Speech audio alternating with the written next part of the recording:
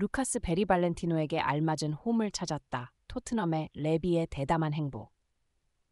이번 시즌 겨울 이적 시장에서 맨유, 인터, 바르셀로나, 맨시티, 아스널, 유벤투스, 도르트문트 등 대형 클럽들이 모두 루카스 베리발렌티노를 영입하려 했다. 심지어 그는 바르셀로나와 입단하기 직전에 토트넘과 합의할 뻔했다는 소문도 있다. 그리고 이적 이후 모든 것이 토트넘의 감독 요한 랭게와 의장 레비의 적극적인 개입 덕분에 이루어졌다는 것이 밝혀졌다. 레비는 베리발렌티노를 잘 대우하고 그에게 팀에서의 자리를 보장해 주었다고 한다. 물론 루카스 자신도 토트넘으로 가고 싶었다. 젊은 팀인 바르샤가 토트넘의 더 큰 매력을 보고 그들의 전력을 즉시 발휘할 수 있다고 느꼈을 것으로 보인다. 더불어 레비는 돈을 안 쓰는 것으로 유명한데 베리발렌티노의 이적에 상당한 영향을 미친 베리바 에이전트에게 더 높은 수수료를 제안했다고 전해졌다. 게다가 우리 국가대표팀 고인승의 존재가 베리발렌티노의 토트넘 이적에 큰 영향을 미쳤다고 알려져 있다. 실제로 발렌티노의 이름이 먼저 언급될 것으로 예상된다. 그리고 함께 손흥민의 이름도 제기되고 있다. 베리발렌티노가 우리나라 유명 유튜브 채널에서 토트넘으로 이적한 직후 자신과 손흥민 중 누가 세계 최고의 선수냐는 질문을 받았을 때 혼란 속에서 손흥민을 지목했다. 이는 국내 팬들뿐만 아니라 토트넘 팬들에게도 큰 인상을 남겼다. 일부 지지를 받은 것은 그냥 사회생활이야. 아무런 문제는 없어. 어쨌든 토트넘은 현재 세계에서 가장 유망한 젊은 선수 중 하나를 영입했다. 그리고 더욱 흥미로운 점은 그들이 미드필더가 필요했기 때문에 좋은 움직임이라는 것이다. 만약 당신이 토트넘이나 손흥민의 팬이라면 이 소식은 당연히 당신을 기쁘게 할 것이다. 그러나 다른 한편으로는 일부 사람들이 토트넘의 경영 스타일에 흥미를 잃고 있다. 이 선수가 미래에 대한 거대한 기대와 잠재력을 갖고 있지만 우리는 그가 단지 18세이고 아직은 전망이라는 사실을 부인할 수 없다. 이 선수의 이적료는 약 850만 파운드로 이는 스웨덴과 같이 경쟁력이 적은 리그 출신 선수에게 기대할 만한 금액이다. 미래가 무엇을 가져올지 기대해보자. 번역 미래를 내다보는 것은 중요하지만 현재의 상황을 평가하는 것이 토트넘에게는 더 중요하다. 리그 타이틀을 2번 연속으로 경쟁해온 아스널은 이번 시즌에 웨스트햄에서 데클란 라이스를 충격적인 1억 2천만 파운드에 영입했다. 이는 우리 통화로 1,500억 파운드에 해당하는 엄청난 금액이다. 이번 시즌 내내 팀 내에서 중요한 역할을 해온 라이스는 아스널과 시즌 마지막까지 리그 우승을 위한 치열한 경쟁을 이끌었다. 아마도 미래에 너무 멀지 않은 시일 내에 라이스가 그런 영향력을 가진 선수로 성장할 수 있지만 그렇지 않을 수도 있다. 물론 그가 토트넘에 합류하는 순간부터 엄청난 영향을 줄 수도 있다. 그가 18세라고 해서 반드시 애쉬가 될 수는 없다. 그러나 18세가 되어도 세계적인 무대인 유럽 무대에서 꾸준히 출전하는 것은 매우 일반적이지 않다. 물론 예전에는 웨인 루니, 세스 페브레가스, 리오넬 메시, 킬리안 음바페와 같은 사례가 있었다. 나이 어린 선수들이 리그를 지배했던 선수들도 있었지만 그런 일이 일어날 가능성은 얼마나 될까? 그 많은 유망주들 가운데서 실제로 성공한 선수는 얼마나 될까? 슈퍼스타가 되지 못한 선수들이 평범한 선수로 남아 있었던 예는 무수했다.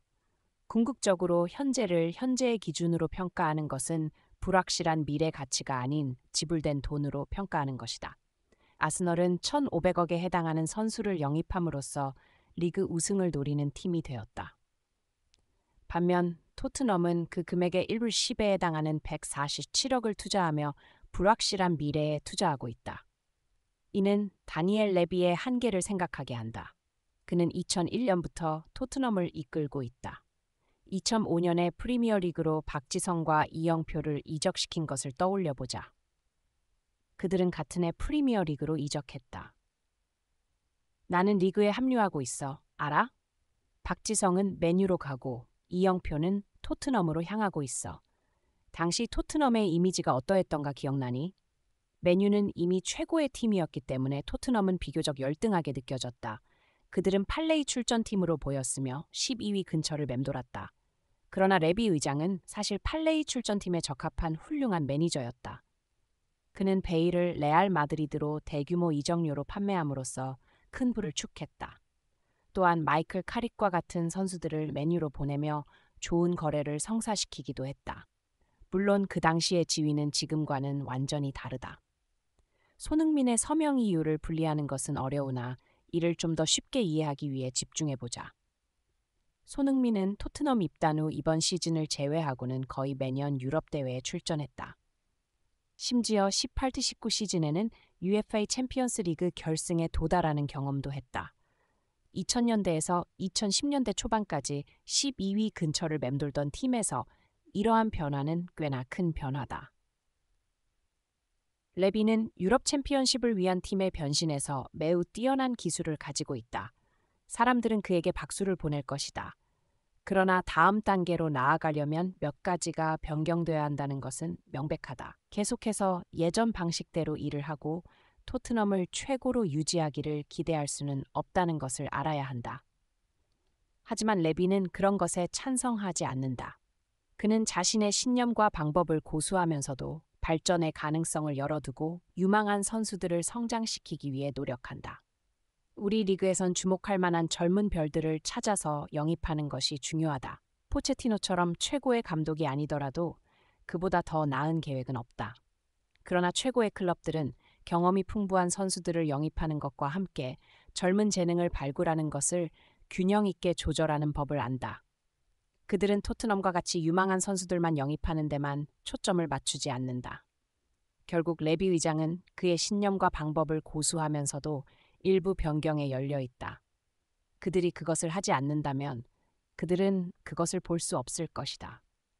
우리 손흥민을 선도하는 소녀는 해리 케인, 카일 워커, 크리스티안 에릭센과 같이 당당하게 트로피를 가지고 올 수 있는 최고의 선수들이다. 그리고 토트넘은 그들을 모두 보유하고 있었다. 그러나 손흥민을 제외한 모든 사람들은 레비 의장의 접근 방식으로는 우승할 수 없다는 것을 깨달았고 떠났다.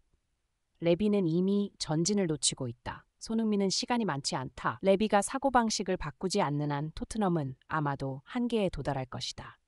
우리 손흥민을 지지하는 팬들은 유일하게 고통을 받게 될 것이다.